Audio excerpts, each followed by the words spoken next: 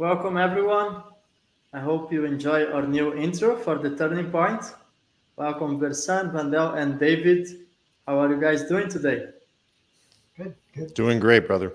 Doing All well. good? Thank you.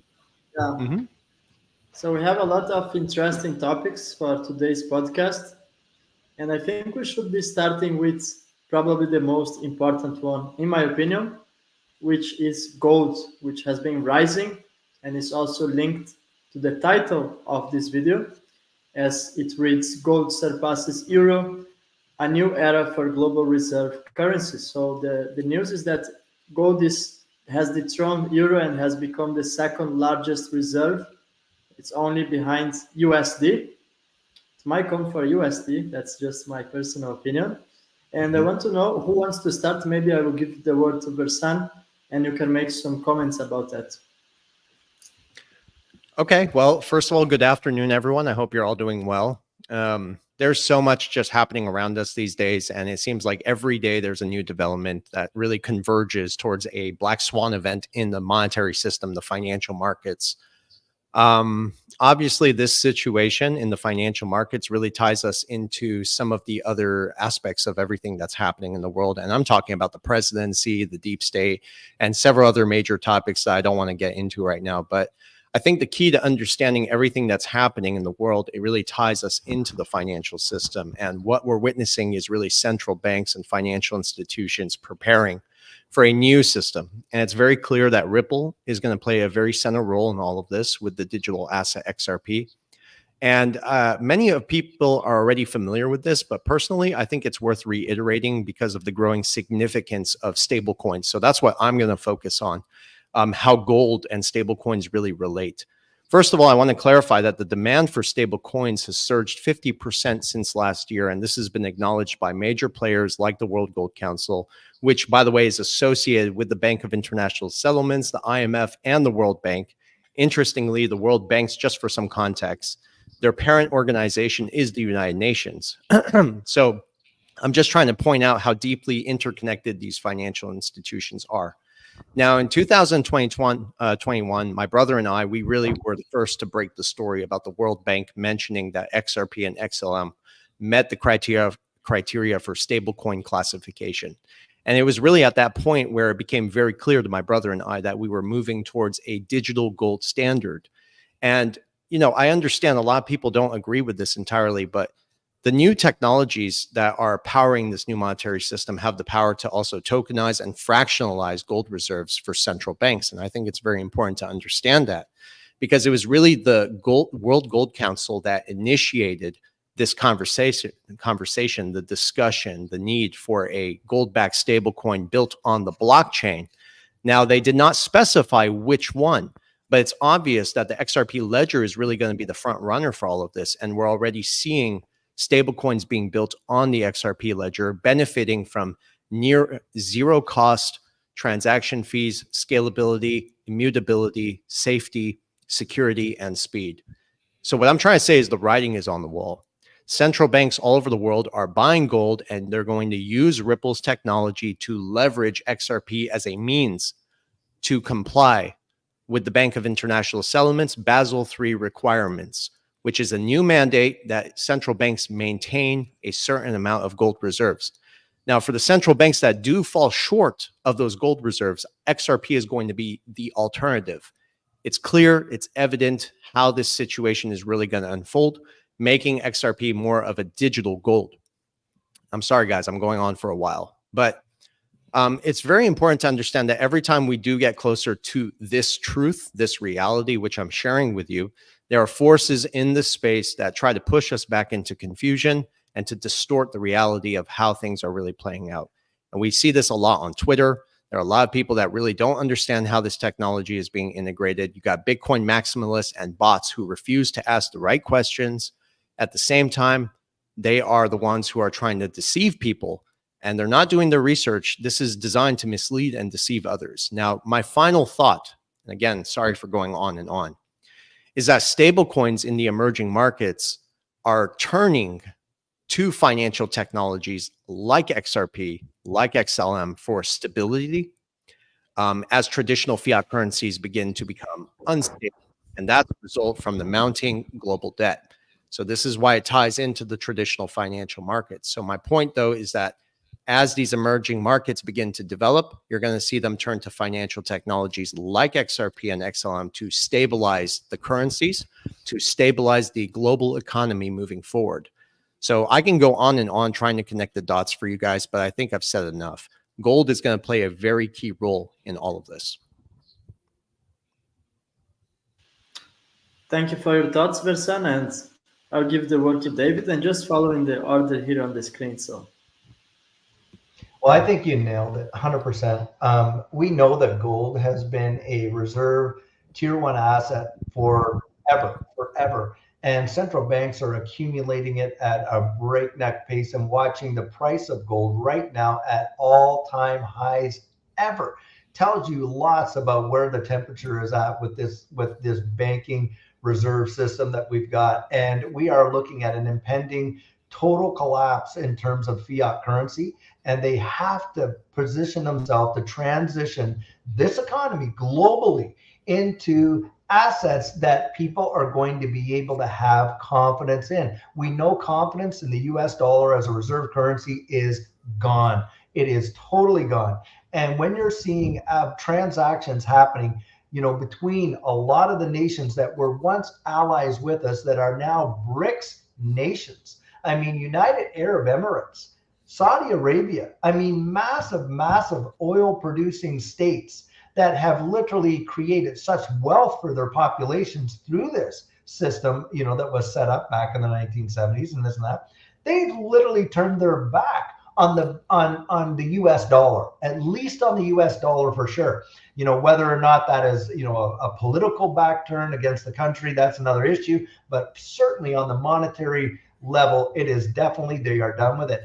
And so we absolutely have to have something that people will generally have confidence in. And where does most confidence reside as a store of value? It has always been gold and potentially silver, but for central banks, gold primarily.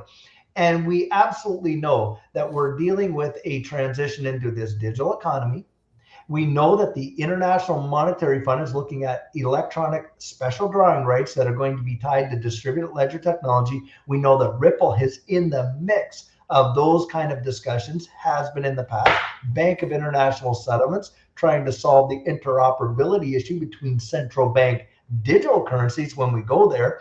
So the fact that we're evolving into this, the handwriting has been on the proverbial wall. And like you said, you guys have pointed this out since 2021, calling this out for what it is. And a lot of people have come out and either denied it completely in the beginning, now are trying to take credit for something that was already disclosed a long time ago. And this is where you want to be out there as an individual, not just, kind of digesting information as it's spoon fed to you by, and we appreciate people coming in, tuning in, watching and all that. But remember this, YouTube is confluence. That is not research.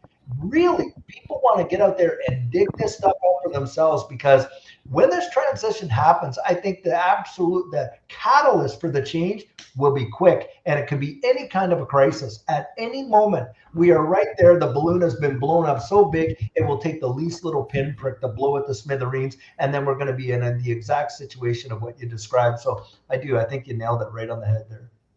Thank you. Appreciate that. well said, David. And Vandal, your thoughts on that? Yeah, I agree with both of them. And I want to say is that since August, so this month, Germany has the second largest gold reserves in the world with 3,351 tons, behind the United States, which is 8,133 tons. And as David said, they've been accumulating gold for years now, actually net buyers since 2010. There's a very specific reason why they're doing it. It's not just because the currency is debasing and losing its buying power, but because they are aware that the financial system and monetary system is evolving.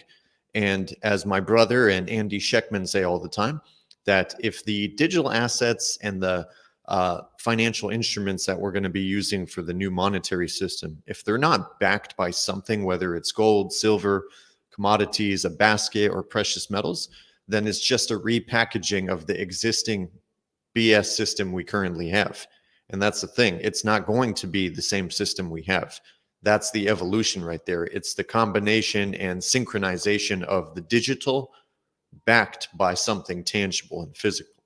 That's the commodities, gold, precious metals, baskets of them. So that's 100% true. And I agree with what you said, Ido. You said that it will eventually pass the dollar. So it's just a matter of time. And what's interesting is Versan mentioned stable coins, XRP, and precious metals.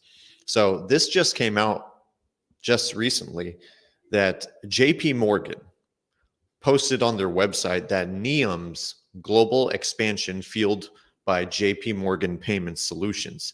Now, the interesting thing is NEOM in Singapore is using XRP.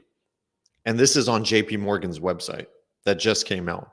And when my brother was talking about stable coins, he said stable coins are growing very rapidly and adoption is coming for that.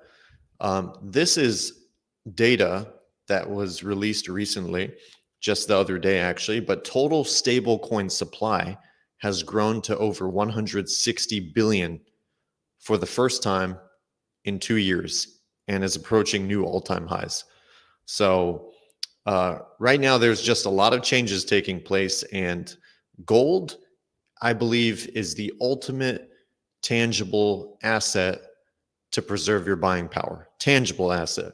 And the reason is 10 kilograms of gold would buy you an average home in 1929. 10 kilograms of gold today would buy you almost 2 average homes in 2024. So what does that tell you? Your house priced in US dollars keeps increasing, but your house price measured in gold does not. And that's the power of gold. It's keeping up with currency debasement on an outstanding scale. Thanks, Vandel. Great thoughts. And I will make a short comment on gold. And I think first, we have to follow the money, right? What have been doing central banks. And it's not only to say Russia is turning to central banks to actually escape from the US sanctions that have been imposed on SWIFT, for example, Russian assets that were in the West. Most central banks in the world are accumulating gold. So when you go to see the reserve of gold, they are doing basically the opposite of what they did, let's say 20 years ago, when they were known to be the sellers. When they detach the gold standard, the central banks simply became sellers of gold. And since 5, 6, perhaps 7 years ago, they have been quietly accumulating behind the scenes, suppressing the price of gold because there is an international cartel that is under control, that takes control of the price of gold. I'll not name them because that can actually get some problems for our channels, but there is a cartel that is doing that. And the fact that we already have new all-time highs of gold, it really communicates that they can't really suppress that much anymore. And that's also now every retail wants to buy gold as well. So we're going to have a gold rush, in my opinion. And it's going to be a gold rush combined with digital assets. Because as Vandel said, Versan always say that as well, we're going to have stable coins that are not backed by tangible assets. I mean, what's the point, right? We already have fiat currencies, which are just paper, that are backed by virtually anything. So we just would have a repackage of the current system. And we know that there is going to be a transformation. There's going to be a change on the system. And the fact that the gold is making new all-time highs by every week, it really communicates that we are also getting closer to this change. Because if they were accumulating that much gold, but the price was still being suppressed, and in my opinion, this is just the beginning for the price of gold. And I also want to quickly make some comments. And perhaps many of you saw I had a discussion on X, because many people said it's impossible, for example, for XRP to be backed by gold. And that's a very controversial statement. However, first, I think it's very dangerous to say that something will not happen for sure when people don't want even these two words in the same sentence, being gold and XRP. You can also talk about the Ripple stablecoin. However, I'll be making some comments on that in the future. I'll come with a thesis that I am creating, but just to make a long story short, from my understanding, that is actually possible. And I spoke with Versan before, not on the literal sense that you're going to come with your XRPs and you're going to redeem a physical amount of gold, but that they might install a peg, and that's not impossible at all. And I think the end game is to have a basket of currencies that are backed by commodities. I think that's the only solution for the financial system. We know that XRP is some sort of a digital gold that can teleport across the globe. And to make a long story short, gold is going to be on the foundation of the new financial system. So I don't feel comfortable at holding large amounts of fiat currencies because, as Vandel pointed out very correctly, you could buy one house with the same amount of gold that you can buy one house nowadays, but the cost to make that house in fiat currency is actually 10 to 20 times greater. So gold is to be set on the epicenter of the new financial system, and so digital assets. And I think the intersection of them is what's going to drive the new global economy. Now, quickly jump into the next subject.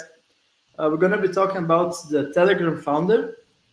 His name is Pavel Durov, and I saw Vandal, you actually shared a very interesting screenshot that he apparently is a World Economic Forum member. And well, I want to hear your thoughts on that. Perhaps in this time, Vandal, you can start with this one, since I have been you talking about that on X, and want to hear your opinions.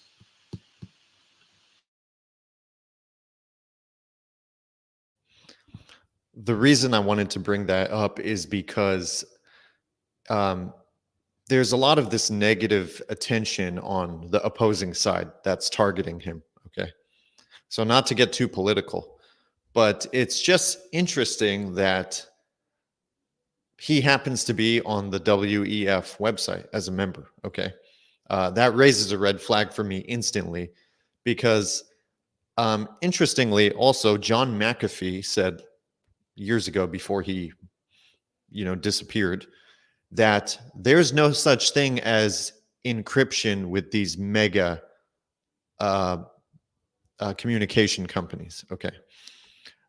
You have Telegram, Signal, a lot of these. John McAfee said, okay, this guy is the guy revealing everything at one time in history.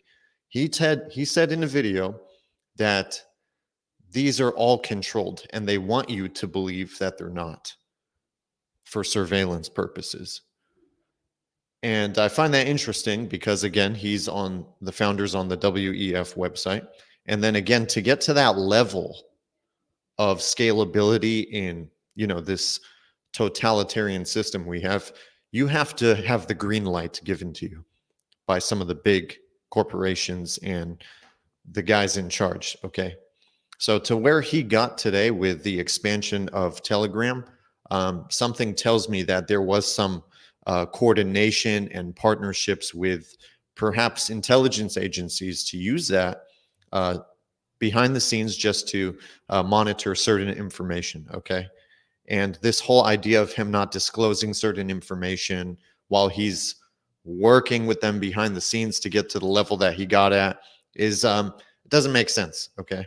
I just don't see any logic in it. But the reason I wanted to bring all this up is because somebody said, oh, he can go under the radar because he has about, I think, $20 million in Bitcoin.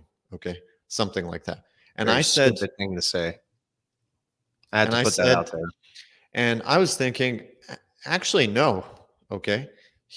If they really wanted to shut down the ability for you to conduct transactions and go under the radar and move anonymously with your Bitcoin, they can absolutely trace you down and shut it off. Okay. They have the ability to do that, whether it's through the mining pools, through the on and off ramps, through your transaction history. They have ways to trace it on the blockchain.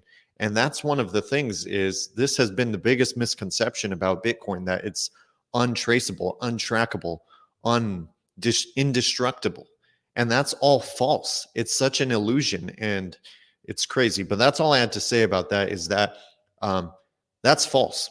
And that's why I wanted to bring that to people's attention. Now people are thinking, oh, I should just buy Bitcoin, you know? It makes no sense. No, you're not safe if you're trying to fly under the radar. I have to say something, guys. First of all, Vendel and I talked about this prior to this recording, and I told him that that is the stupidest thing I've heard anyone say before. It really is.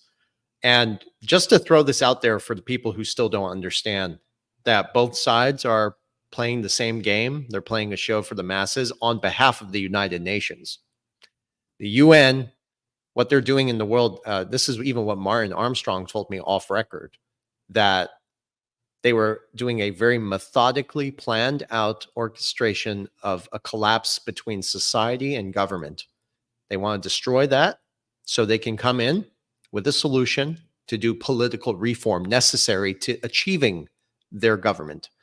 And there are a lot of people in this space who believe that there's a solution at the end. Don't get me wrong. I don't disagree that there are people out there fighting for our rights, for our freedoms, but they have too much control. Everything is now being digitized, artificial intelligence, and blockchain. There's no privacy in blockchain, to be honest. The fact that we're owning XRP is really us fighting, I mean, playing with the banks at their own game, pretty much. And that's the way I see it these days. There's a lot of information out there that proves that the XRP ledger, the digital asset XRP can resist institutional control to a degree, but there's no privacy at all. And what we're doing is we're aligning our investment strategy with the top 1%. That's pretty much what we're doing here. Those who are owning Bitcoin have no idea what they're in for. Sure, you're going to make gains in the short term, but it's not the long-term narrative. I think they are fooling the masses on a global scale. And McAfee was somebody who really taught me when I was younger. I used to listen to him to question everything.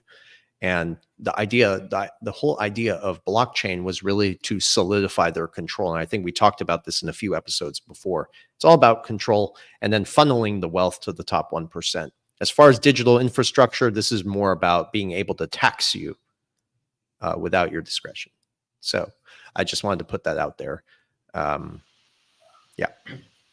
Great comments. And David, go ahead and share your opinion as well. I think that this is all like absolutely kind of like theater in one respect, because remember Durov here, the guy is a Russian citizen, but he's also a citizen of the United Arab Emirates and a citizen of Paris. You know, he holds passports for all of these countries. So he gets out there, they get into France, and he gets arrested, right? For what? Well, you know, ultimately it's because he's in control of a platform that is, you know, the misinformation, and on that it goes. The article, one of the articles that I was reading, the title of the article really was Elon Musk needs to be worried. Because of course, this is really an attack against the average people. And I think Bersan is right when this is about dividing the governments from the people, and really kind of like, this is just, you know, a psyop as far as I'm concerned. This guy's not going to spend any kind of time. This is not going really anywhere against him, you know, and that kind of thing. But this is just to kind of throw a shot across the bow regarding, you know, these platforms that individuals like you and I are using to kind of disseminate information. And remember, they want to control this narrative in a big, big way. Now, Elon Musk recently, as we know, had a big time interview with one of the candidates running for president here in the US. And this thing got so much flack that it was almost to the point where the EU wanted to ban it completely. Now, if your conviction about your stand, your policy, and that, if it's that weak that it cannot withstand, you know, an opposing view or criticism, then you have to wonder and look at what's going on with the way in which, you know, individuals that are expressing this level of quote unquote free speech, which we know it's really not free. It's going to cost you something for certain if you're going to exercise that as a right. because you'll either get shamed on social media or you're going to get prosecuted, depending on what country you are. If you retweet something, and we know what we're talking about. There's people retweeting stuff, and in certain jurisdictions, that has now become a criminal offense, if you can even fathom that. But that's where I think this is really is. I think this is just a theater. I think this is to kind of throw a shot across the bow. It is a veiled threat, I believe, to, what it looks like in terms of like, what, you and I would go out there. They really want to get people to the point where they ought to be afraid of what they actually put out there. In one respect, I really do believe that, because we're talking about a platform that has been accepted worldwide, and the guy's getting arrested when his private jet lands in France. Like, that wasn't planned, right? Like, there's no orchestration behind that. When did we hear that there were any kind of pending charges, or that people were looking to arrest this guy? There was nothing in there. There was nothing before. It just all of a sudden, bang, happens. And interestingly about the timing of these things, isn't it, when they actually take place? When you got major decisions and being made right around the wide world, narratives going out there, and whether you want to call them selection cycles or whether going on, we're seeing a big shift. And it's absolutely a shift where the few want to control the many. That is the way I kind of look at it. We're going back to, it's like feudalism 2.0. That's ultimately what I believe. Now, I want to touch base on something that we were discussing with her about gold, because this is something that I think is on the minds of a lot of people. It certainly has concerned me. So in the environment where we're seeing massive accumulation with gold from the central banks, remember back in 1933 when there was a presidential edict came out and they confiscated. You could not hold your gold. Now, maybe they will eventually, if it has to be backing the new financial system the way in which we believe. Well, my guess is what they may in fact do is they might come out to really confiscate people's physical gold potentially, but offer them, a digital representation of that, in turn. That would not surprise me to see something like that, because you think that how can it be that a government, and remember this was a presidential edict, go out there and just like that shut the doors off of personal ownership of bullion, and to say that the markets are absolutely being manipulated? Well, they are. Look at JP Morgan faced what, a $977 million fine for what, manipulating the silver market. So, I mean, let's call a spade a spade. Could something like that transpire? I don't know what your guys' thoughts are on that, but it is that there is that kind of potential. But I do believe if and when they do that, this is where I could see a gold-backed digital asset like XRP replacing the physical ownership of it, and that would be equal in value. And I do think that is a potential possibility. But in terms of this, this guy getting arrested there in France, I think it's all a theater. I think it's sheer, utter theater. Can I make a quick statement? I noticed in the comments people were talking about Elon. Well, I have done so much research on Elon in the past. And yes, he's a puppet. Elon, his real name is El Elon. And when you translate that into Hebrew, it translates to God. I know his mother's history. I've done so much research on his father, which he had relationships to old money with the Rothschilds banking dynasty. So there's a lot of stuff I don't want to get into here, but you guys got to go do your research on him. He's not portraying the man that he seems to be. I can promise you that much. This is a global narrative, and that's why all the banks and all the institutions, including the WHO, got together when the pandemic was initiated, you could say. And they all played the same narrative. That is not a coincidence. They didn't stand in lockstep for no reason. It's because they wanted to make the changes that they needed to get us to where we are now. Look how divided we are since 2020. Again, going back to the UN's initiative to bring in political reform. Many people don't know how to put the dots together. Instead, they go cheer for another individual out there, and they're screaming in the crowds like, he's going to save us. He's going to save us. Listen, I understand people are afraid out there. Believe me, sometimes I get afraid too. but that's their weapon. It's real. It's fear. But if we can all rise up to the challenge and see through the bullshit, I can promise you the only way things are going to get better is the unity of the people. But we are more divided than ever. And they've even put this out there. This is part of the narrative that there will be civil war because not one side will accept the results of a rigged election to begin with. So that conversation can go on and on. But I told you guys we should not get too political for just to be safe. Maybe next time we can talk on these and work around it. And can I say something though? Yeah. And then we got to move on, Edo. All right. The perfect way to create civil war is for both sides to work together and say, hey, let's pretend to rig this election. Okay. So, yeah, that's really what's going on. I mean, you can't get into the club unless you're chosen. Okay. If they don't want you in, they take you out like Saddam, like Gaddafi, like there's a whole list. Okay. But yeah, they take you out. They can do it. If they could do it 20 years, 15 years ago, trust me, they could do it today without you even knowing. Okay. That's right. All right. And make it look like an accident. That's how they operate. By the way, Elon was hanging out with Netanyahu just a few times recently. Okay. So it's on camera. It's a video. So what do they think? What do you think they're talking about? Sports? I mean, come on. People. So, hard not to go down political rabbit hole. You better stop overhead. Guys, you know what's funny is we can go on and on about this, and it's hilarious because it's a never-ending conversation. And I'm telling you, that's why we're all here together, is we can kind of fill in the blanks for each other. It's funny. Yeah, but you guys go ahead. What's the next thing we're gonna jump on now? Yeah, I would just connect with something that David's. Oh, you're muted. Sorry about that. No, now you're muted.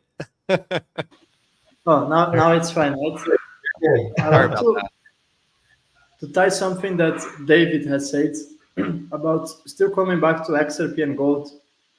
And one of the arguments, and that's all related to what we were speaking about, is that gold is not in control of a single government. Therefore, some people say that it's impossible to peg XRP to gold. Well, they are very naive to underestimate how much central banks can collude to arrive to a common goal. Well, they did that in 2019. I think if anyone had any doubts about what they are capable of doing, and I agree, if I would go back when I was a teenager in 2000, let's say 5-10 years ago, I would think it's impossible, right? That the central banks are going to collude and they're going to all take the same measures. And it doesn't matter if you are in Russia, in South Korea, in South America, in Venezuela, in Argentina, every single nation in the world has followed exactly the same script.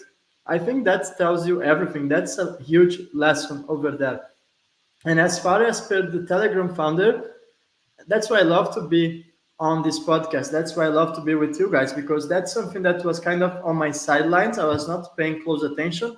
But my first reaction was to think, wait a minute, I think that's kind of an attack towards the freedom, and I was thinking like that's like the West trying to control. But then you guys just said some things here, and I just completely finally saw it. I was not paying enough attention, and I say that's a political theater. And then I just connected that to the fact that first, well, someone with that level of influence would not commit such a mistake, meaning that if there is a 0.1% chance that France would come in and arrest him, he would not be there on the airport with his private jet. And even very interesting enough, they added some sauce to that because he was hanging out with some 23, 24-year-old Russian woman, or I don't know her nationality, well, that's irrelevant. And she was posting the locations of him everywhere on Instagram, right? I mean, someone with that level of influence would never be that naive. That's all part of the theater, and I'm glad I am with you guys here that I was not paying close attention to that, but that is very clear to me right now. And we can jump perhaps on the next subject, which I think is more relevant to everything that we always speak about rather than talking about the Telegram guy, which comes down to Ripple's. It's, I think, 1,700 non-disclosure agreements. Yeah. And who wants to begin? I think we can go following the order here with Bersan. Yeah. So Regarding the non-disclosure agreements by Ripple, first of all, I was not surprised by this. This isn't news to me. In fact, we even have a video on our YouTube channel where Brad Garlinghouse mentions that Ripple has made some announcements while there are many others that he hasn't made.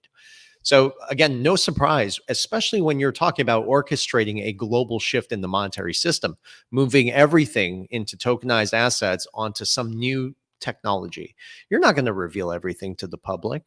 You're not going to reveal anything. In fact, people have to go do their research. And I wish people could really see. We got to write a book about this one, David, though. I wish people could really have seen how my brother and I were in the early days first discovering this and started to dig into this. It took us really a few weeks to dive deep and find the documents that we needed to build the confidence and understand pretty much how this was all going to unfold in real time. I still remember the moment when Vindel and I looked at each other and we said, holy shit, this is it. But the point I'm trying to make is that we had to dig deep to uncover this information. And we also had to reach out to many people to talk to them. And that's really why we started bringing people on the show. But I want people to understand we didn't bring these people on the show to answer and provide answers to the questions we already knew the answers to. They actually came on so we could get their take on what we've already uncovered. So my final thought that secrecy is always the name of the game, and those who really do their research will prosper, because owning XRP and some of these other technologies is really like owning a piece of the global money supply or global value, if that's how you want to put it. So it's really that simple. Yeah, I agree with that. I agree. I'll just give the word to David. Yeah.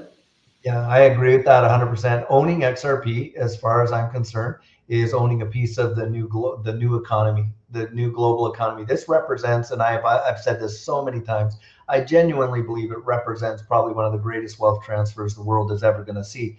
And the thing of it is, when you look at these non-disclosure agreements, I mean, a lot of these organizations are absolutely head first. They want to get out there, and tokenization of real world assets is going to be massive.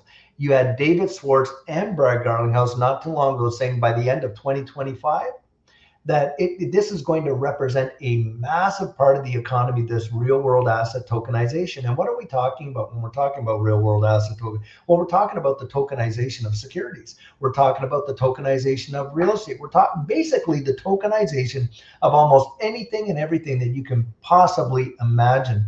Now, these big banks, one thing I've encouraged people to oftentimes do is go to the patent office and research, just type in distributed ledger technology. And you look over the last 6 months, who's been filing patents under distributed ledger technology for various things? It's majority of these major global banks. Do you not see the handwriting on the proverbial wall? And yes, a lot of these banks have NDAs with Ripple. Why? Because they've been in on this practically from day one. They've been in on it from day one. They've known about it from day one.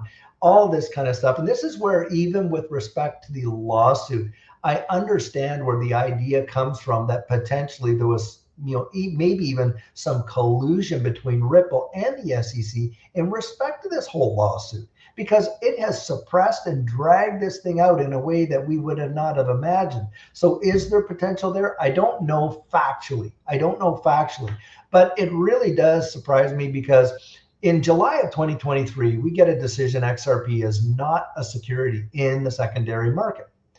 Then what happens? And the price pumps what, goes to 92 cents or something like that, and it literally gets pummeled all the way back down. That does not make market sense when you deal with a supply and demand issue. The case gets resolved. The price barely moved. Now, I understand I am still a long term, because look, we are looking down the road. I am not literally shaken 180 bitty bit, but there is absolutely a coordinated move to shake people out of their positions in this asset. Zero doubt about it. Absolute zero doubt. And yet I believe it's probably going to be one of the ones that is going to literally transform, the fortunes of many. And absolutely. So it's no surprise that in the court case, because that's where that was finally acknowledged and disclosed, is the 1,700 NDAs were disclosed in documents that were provided during this court case. And, you know, it just did not get the major attention that it deserved, but it's worth noting. And you're going to see, I absolutely believe 100%, a lot of major banks and players that most people were thought against Ripple that are actually going to be already out there ahead of the game and got these NDAs. And it would not surprise me if you're going to see a bunch of Wall Street banks that are right in line with those. Not at all. Not in the least bit. I actually believe that it's going to come out eventually. Can I make a quick statement? I mean, I have to, right? First of all, I was looking in the comments and people are talking about the price, right? First of all, you got to understand that Ripple's true value lies in its protocol. The protocol is what sets the rules for all these transactions to occur. And then XRP is really just the driving force that unlocks the liquidity available for global demand, which is going to come very soon. But the price fluctuations does not shake my faith, and it should not shake your faith either. You got to understand that XRP's true value is what lies beyond the charts. We're not there yet, guys. Like, so you got to be patient. And I'm telling you, when they are ready and there's a demand for it because they're not propping up the system with fake liquidity associated with the global reserve currency, the dollar, all of this is going to fall into place. But what have they been doing since the beginning? They have been setting the stage for when this is ready to occur. And everything is almost in place. So we're around the corner.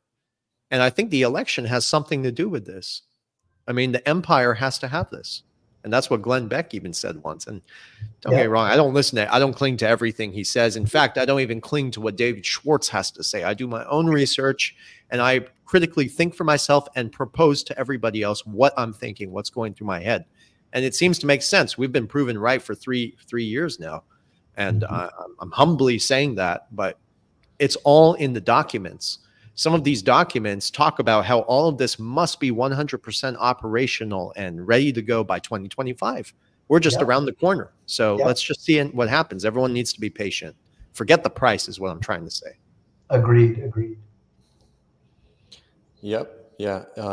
I did want to say that so non-disclosure agreements are very common in the business world with corporations, especially financial institutions. Even more so when you have executives that are playing a role in innovation or technologies that are reshaping the financial system and the monetary system. So non-disclosure agreements, very common. And no matter how much credibility some of these executives have for the company, whether it's Ripple, Stellar, whatever, you just have to know that strategic misdirection is a very common practice, and it's deliberate. They know more than you think they know, but they can't tell you and they can't disclose everything, and that's just the way they conduct business at that level.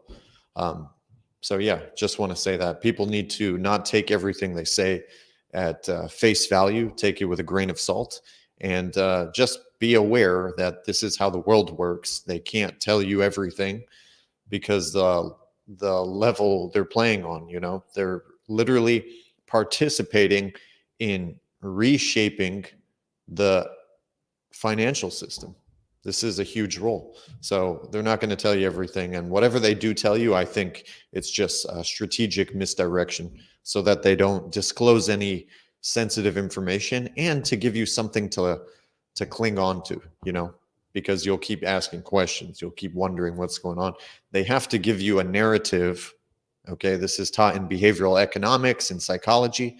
They have to give you a narrative to make sense of the complexities and make sense of things. Okay. Something to cling on to. Yeah. And if I can add also, they try to misdirect people with the idea that there's another XRP. What are they, stupid? No, there isn't. This is misdirection. And what they do is they'll back it up with significant evidence, data that's all fabricated by top engineers and people to convince you, like, here's evidence of something that isn't compared to what something that is.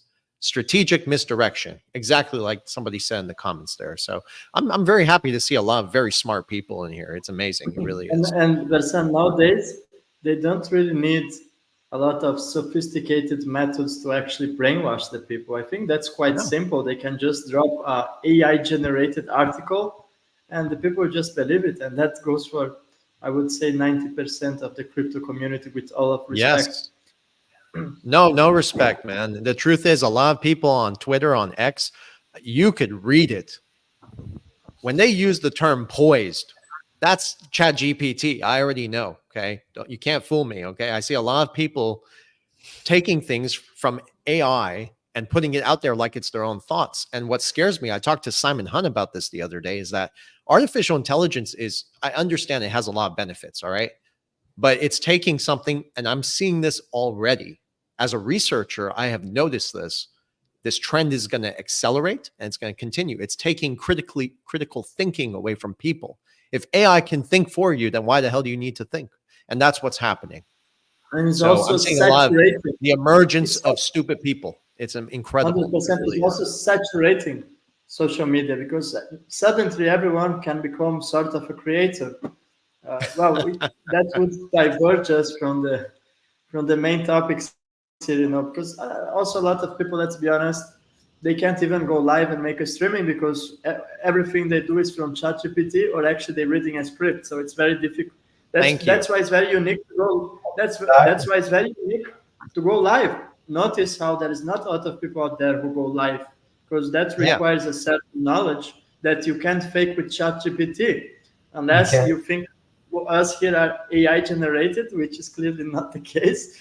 Not the case. No, I'd be more handsome if it was. Hey, you're very good looking already, but I have a final thought. I'm so sorry, guys. Is that I've said this so many times to a lot of the people in the comments here, that anyone reading a teleprompter is not providing news. I'm sorry. Real news comes from within. If you understand something and you can research and articulate it and try to make sense of it, connect the dots, that's a researcher. Most of these guys read teleprompters. You could see it. I'm sorry. It's a fact. But yeah, whatever. it's pointing the facts. I agree. And just coming back to our discussion. Yeah. Sorry. I have made a post. No, it's okay, Versen. I would love to hear you, man. And I made a post a couple of days ago, because a lot of people say it's like a conspiracy theory that David Schwartz is under NDA. He has openly said that.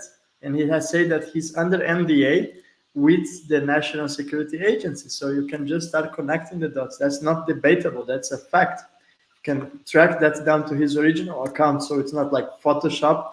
And a lot of people fail to understand, because they're taking everything he says at face value. And he's actually playing around with the words. A lot of he says is relevant, but a lot of what he says, you can just understand that he's not allowed to go further. And it comes down to what Vandel said, that they somehow bringing these complex topics, and they have to create the narratives, and people just start to pick up sides. And a lot of people are being misguided, and I think sometimes it really comes down that you have to take responsibility for the research. You don't have to wait someone else to do it for you. You don't have to ask artificial intelligence, which, by the way, is pretty much controlled by certain companies, and they want the same ideas to be propagated over and over again. So you have to do your own research. I mean, go to see what they are doing behind the scenes. What is the IMF doing? What is the Bank of International Settlements doing that they are not telling to the public? So that's the key. And just giving you guys the hints on how to do the true research on this ecosystem. The thing with all that, oh, sorry, go ahead. No, go ahead, David. I just want to comment on what you said. Like, the biggest thing is when people think, or when we come up with these ideas or whatever, and things like this, is when you have something else like artificial intelligence doing doing the heavy lifting, or what we would classify as the heavy lifting for you, what you're really doing is dumbing down a population, because logical thought is systematic. It just doesn't happen. You have to train your mind to be a critical thinker. Now, people think it's critical thinking to hold a point of view or an opinion or whatever. Well, there's a terminology in when you study theology, it's called apologetics. And it basically means, what do you believe, but more so, why do you believe it? Most people can get out there and you can start having a conversation about any kind of a political subject, almost verbatim. You literally hear the narrative that's coming out of the Fifth Estate. They have not really gone out there and done genuine critical thought where they've done what you said. And the problem with that is this: most people don't want to expend the effort to do it. They don't. Why? Because they have been trained to be spoon fed information right from kindergarten all the way through college degree. And this is where, a lot of the stuff that our students are being taught is absolute fallacy. Yet they believe it as if it's gospel truth. Why? Because they've accepted, they got positive affirmations. Hey, they wrote their college papers, they get A's if they have this attitude. Hey, you fail if you don't.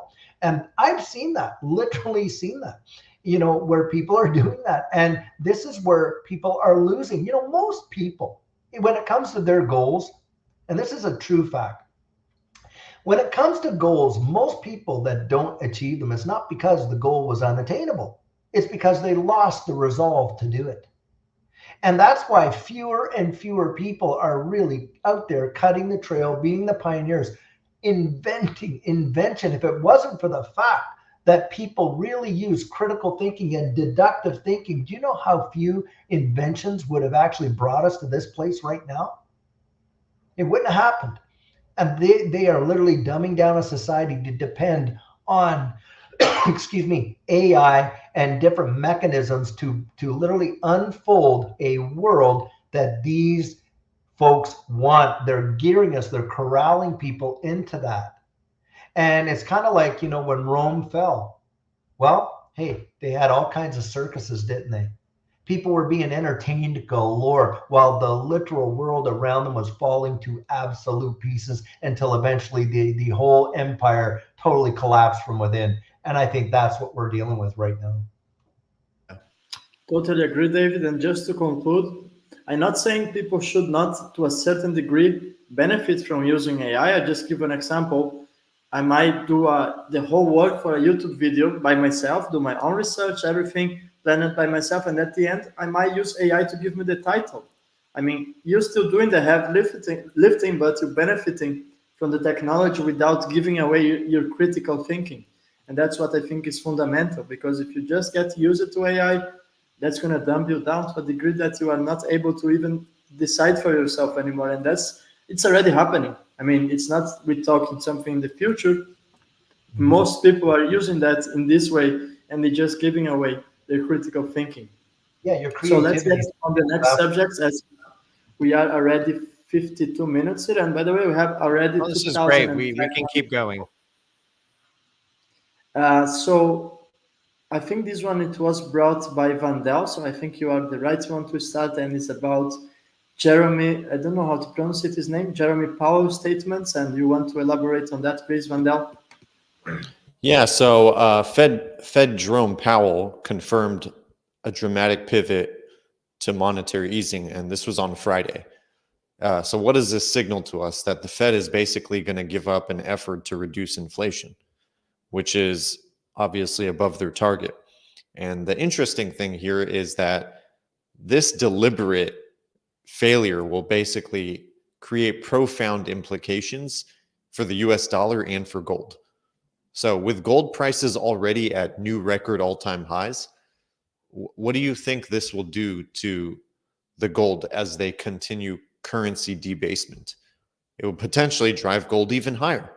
So I thought this was important is because when they're basically saying they're going to cut rates at some point. So we're talking about interest rates now. This means at some point, as they are cutting rates, they're going to create more money. Call it adding liquidity into the system or quantitative easing. But that's coming. That's going to debase the currency even more. So your fiat currency will buy you less. And that's going to continue to drive up gold prices and asset prices. On that note, and on that note, what's interesting is what happens when they do a rate cut. Okay, so if we look at history, after the first rate cut in 2001, so 2001 they had the first rate cut. The S&P 500, it went up for about 3.5 weeks. After that, it dropped about 19.53%. And in 2007, the rate cut took place again. The SPX topped, so it went up for about 3.5 weeks, and then it crashed 57.77%. So my point is, it's just something for investors, whether you're in the stock market or crypto market, to be very strategic with this uncertain time we're in right now, because we have never had a point in history where the Fed started cutting interest rates in a bull run in this crypto environment that we're in. So this will be uncharted territories. So my point is, have some cash or gas on the side, dry powder, because there could potentially be more volatility and a correction, potentially a bigger correction, before the leg continues to shoot up. So just to give a little perspective there. What do you guys think? Just a side note, as we speak, markets are red. So there is already a lot of volatility. It's happening quite kind of now. And yes, please go ahead, David. Just wanted to give this quick update. Yeah, no problem. What I was going to say, just to add on to that, of course, when they do rate cuts like that, it pushes money into risk on assets, right? And that's going to happen. And when that happens, I do believe we are going to see one of the biggest spikes we have ever seen. I really believe that, because they're not just talking one, they're talking about 3 before the end of the year. Now that's in very quick succession, to see these kind of cuts. That more than likely is going to result in a absolute frenzy, on buying equities, buying these digital, the prices are going to go. That's my belief. Now, when they do, what I do believe, though, is what's coming next. I mean, if you look at the Dow on the 100-year and you see where we are and that kind of thing, and you're looking at these charts, you're talking about a major potential crash in the future. Prior to that, I do believe we're going to see a big, big boom. Now, when that crash happens, I think that's going to be the catalyst to switching over to a new system, because it's going to be so catastrophic of a crash that I think the world will not be able to even stand against it. It'll be so debilitating. Most people, it will make the Great Depression look like nothing. Because in the Great Depression, the unemployment was, 30%, something like that, 30%. Can you imagine the world where you're seeing a 60 or 70% unemployment? That's right. It is going to be mind-bending. And also remember this, personal debt. Back in the Great Depression, you didn't have people carrying all kinds of credit card balances, all this kind of stuff, big time car loans, big time mortgages and all that. The world was not like that. And yet, look at the suffering that was in place, people lining up in bread lines and soup lines and things like that. If we see an economic crash, collapse of what magnitude that some of these economists like Jim Rickards and others have brought up, and Bursan, you've interviewed some really fabulous people there that have really talked about what's coming down the road economically on a global level. They are going to have no choice but to transition us into a new system, because people will die. It'll be that bad. And that's something we have to think about. Now, I'm not trying to fearmonger, but you just have to look at the 100-year chart, and you can literally see it climbing up like like being on Price is Right and watching the little climber go up there till he falls off the cliff. And I think that crash is coming. But I absolutely agree. I think before it happens, we're going to see one massive, major pump. That's my thinking anyway. Yeah. If I can go ahead and interject, there was some comments. First of all, I should address very shortly. Very important thing someone said, that they're coming after our children, and they're trying to turn men into women. I do want to mention something about that real quick. First of all, people need to understand that this is more of that divide and conquer strategy. But the idea here is to degrade society. And if they can do that successfully, they can eliminate the continuity between men and women. Then men cannot get women. As a result of that, there's no more family, because the continuity between men and women is all about raising families, having children. So they're trying to eliminate that. I thought I should put that out there too. Now, as far as Jerome Powell's statements, every now and then this guy, they put him out there, talk about interest rates, talk about the economy. And I want people to understand, it's very important what Vendel and David said here, but interest rates really doesn't get to the root cause of some of the issues we're discussing here. And that's why I really think most mainstream economists and so-called experts are absolutely full of shit. As soon as Jerome Powell started speaking, personally, I already had my position in various robotic technologies and artificial intelligence technologies. And right after his speech, those markets shot up.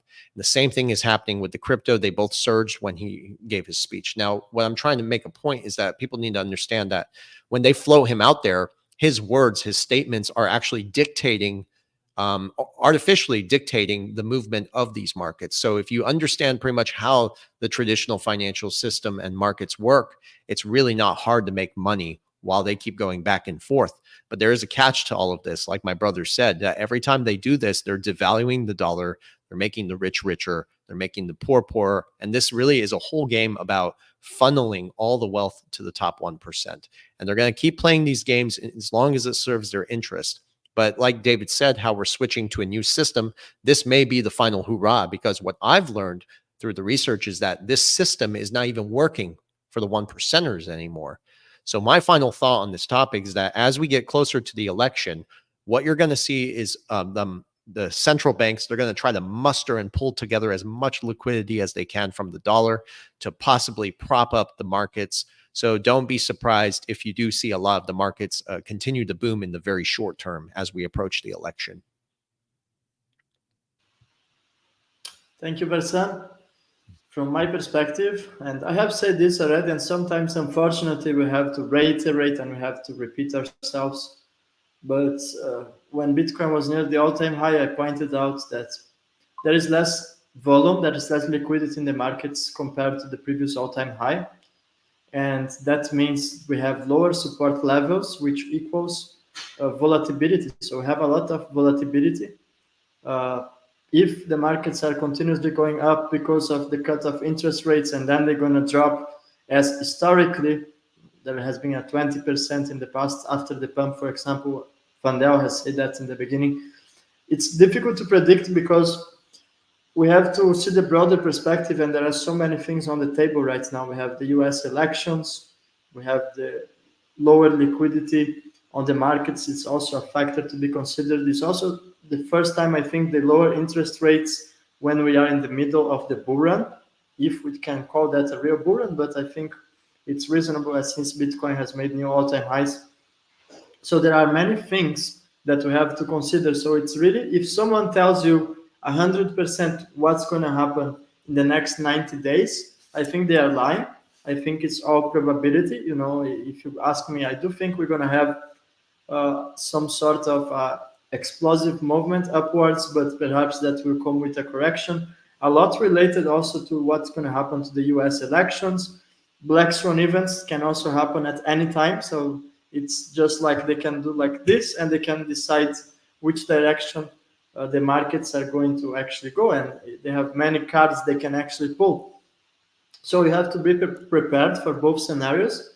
Don't allow volatility to actually destroy your long-term strategy, because even, let's say, in the case of Donald Trump or Kamala, whoever actually wins this election, of course, on the short term, we're going to have an impact in crypto. For both sides, they're going to affect in different ways, but the fundamentals, they simply don't change. I think you all agree with me that all of this noise, in the end of the day, is irrelevant, because they are actually coming with a new system, and the new system is going to be implemented.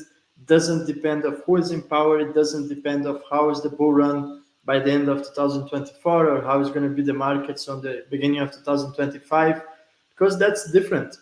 That's a different year. It's a different cycle from the previous cycles, because before we didn't have distributed ledger technology being adopted by financial institutions, being recognized by the IMF, being recognized by the Bank of International Settlements. That was pretty much on the talks, but right now we have implementation phase, which is taking place, with XRP already being the first cryptocurrency fully regulated. So I have to say that I'm not concerned about what's going to happen. Of course, I'm concerned in the sense of what are going to be my moves to maximize profits. I'm not reading my XRPs, by the way, but of course I'm going to be playing with the markets. I work with crypto, but I think for the average person, you have to be prepared for both sides. And most important, leave your XRPs on cold wallets, so that's gonna safeguard your wealth in the next years. I think that's the way. Yeah, can you hear me? Okay. So what I was going to say is I agree with you guys and with David that we're going to have a phenomenal boom, going up in the crypto market. We're approaching it's the 4-year cycle. It happens every 4 years. Bitcoin having elections, bull run, liquidity comes in. But what's interesting is every single crisis is 100% orchestrated, measured, and controlled, and happens right after massive liquidity is injected. So how do we know this? Because you can actually see it. There's the central bank liquidity. So it's called the Global Liquidity Index. You can actually see it on TradingView, and there's other platforms to actually look at it. And the Global Liquidity Index is basically, it shows you a consolidated view of major central bank balance sheets globally. And what's interesting is every time a crisis happens, it's right after massive liquidity is injected, and you see it on the chart. It's incredible. So right now it's sitting just doing nothing, which means this is my belief, and it's based on my macro analysis. There is going to be, I feel like, a high probability right around the corner. It could be any time, any day now. There is going to be something that takes place. Yep. The charts are telling me that. Yep. And that's when the liquidity will come in. This something that takes place could have any number of catalysts behind it. It could be interest rate cuts. It could be a black swan event. It could be something, a banking crisis, whatever. But something is coming, and the liquidity index is telling me that. Because historically, if you look, 2020, we had one of the most phenomenal crypto bull runs, right? Well, guess what this chart was saying right here? This is when the liquidity shot up. And it was weeks before the crisis took place. And actually in 2020, we were having a crisis already, a banking crisis. Mm-hmm. They had to justify and have a very believable excuse in order to print money and inject liquidity into the market. So whether COVID happened or not, we were having a crash. Yeah. That was the cover up, and it had to be at the same time while simultaneously achieving multiple goals at once. But that's what happened. So I think there's going to be something that happens very soon. And I still agree with David and Ido and all of you guys that we are going to have a phenomenal crypto bull run and see humongous asset appreciation in a lot of these assets, especially crypto. Can I throw something in there? What's going to be the catalyst to pump liquidity into the markets? It's going to be what's happening, the escalations you see in the Middle East. I've been following that very closely, which was going to tie us into our last subject, by the way, is cybersecurity, cyber threats. We saw like a week ago that the central bank of Iran got attacked, had a big attack on their financial infrastructure. So this could be an excuse to retaliate. You see what I'm saying, guys? What they're going to do is probably set the stage for a situation. And just to add some flavor to what my brother said, we were having a banking crisis in 2019, December. The repo markets were failing. They were crashing. And then shortly after, they pumped liquidity into the system. And then we had the pandemic be announced on March. That's not a coincidence. That's all strategically timed, like he said. But as far as cybersecurity, I think that is really one of the most critical issues in today's digital age, because what we saw with CrowdStrike is really just a test run, I think, for what could come. We've also seen warnings by the World Economic Forum and many of these other corrupt institutions. And some of our sources are saying, friends in the Middle East too, are saying that there could be a major cyber attack on Western financial infrastructure. That is like very possible, in order to do what they did and blame Iran as a pretext to go back to war. That could be a way to pump liquidity into the system, have that last hurrah, very similar to what we saw in 9/11. Many people are not aware of this, but it's really the intelligence agencies who are behind this, including the CIA. Their involvement is absolutely no secret. But as our lives become increasingly tied to digital infrastructure, cell phones, artificial intelligence, it's very important, even digital assets, to protect this infrastructure and to protect your digital assets. And that's why I always tell people, like my brother said earlier, you have to take the steps to mitigate these risks. One of them is owning gold, having some cash, silver. That's a really good start. Also important to store your crypto on hardware wallets, offline, off the internet. So that way it's not compromised. So those are my final thoughts, guys. Thank you, Versan. Yeah, we hit 1 hour and 10 minutes, so let's jump on the final thoughts. And by the way, we're almost hitting 3,000 people live, which is great. That's And great. then thousands of people are going to watch the repetition as well. I think we're doing a great work here. And I want to pass the word. Can start with David, and then we go to Vandel for the final thoughts. Well, my final thoughts would be this, guys, don't leave this to chance. This is probably one of our greatest only opportunities. This space represents probably one of the only times in history where you could get retail that could front run institutions in a big, big way. And the way I kind of look at it is don't leave it to chance. You want to get out there and position yourself to absolutely benefit. Look, a lot of people in that last run, I've talked to many of them, they rode it all the way up, and guess what? They rode the whole thing all the way back down. And they saw the gains. They didn't realize the gains. You have got to be strategic. You need a strategic plan. And this is where, the folks on this panel, we all have various programs that we get out there for minimal, I mean minimal cost, to help individuals develop that strategic way of thinking and planning, centered around what your goals are, what you want to achieve. I know that Versan and Vandel, they have an amazing program. You just want to go to blackswancapitalist.com. Is that right? And you check out that. Thanks. You hear my advertisement, every video I ever do at the end of it, I got out there. My point is this: whether you choose us or somebody else, do not miss getting yourself ready for what's about to happen. Don't think that, oh yeah, when the price is high, I'm going to sell. Most people don't, guys. If you're not strategic about it, you don't execute that plan. You've got to be so focused on that plan. And that's why it pays to get out there and get that financial coaching. Look, it's not financial advice. You can literally go out and look up what financial coaching is about: the how and the why, not the what. And it's to prepare you to be as strategic as you possibly can. So I throw that out there because it's probably one of the best.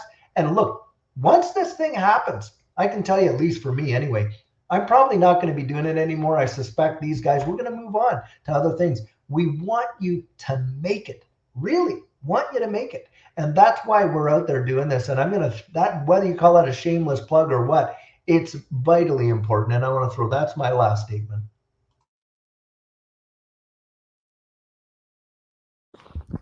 Yeah, thank you. Thank you, Dave. Go ahead, Ido. I was just going to pass the word to you. Yeah, I took some time to unmute the mic. That's why. Oh, okay. I was just going to say thank you for those kind words, David. And yes, I encourage everybody to take advantage of the opportunities you have. What you do today will determine your future and your tomorrow. And time is not on your side at this point. So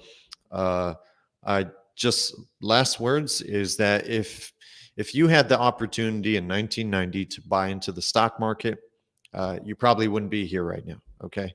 That would have changed your life dramatically in a positive way, and your families. But you're here. So if you're looking for a similar opportunity, crypto and digital assets, blockchain technology is handing you the platter right now. But you have to be very strategical and take action, because if you don't, you're not going to reap the rewards. But it's here. We are literally living through the 1990 again right now today for the crypto and blockchain space. This is how early we are. It's almost equivalent, and we haven't even seen mainstream full adoption and regulations. But when that happens, I'm telling you right now, it's going to be too late. It's like buying Tesla at $3,000. Okay, you're not going to change your life. You're not going to make life-changing wealth. By the way, the stock market on average doesn't even keep up with currency debasement, which is between 8 and 10%. So you're barely breaking even in the stock market.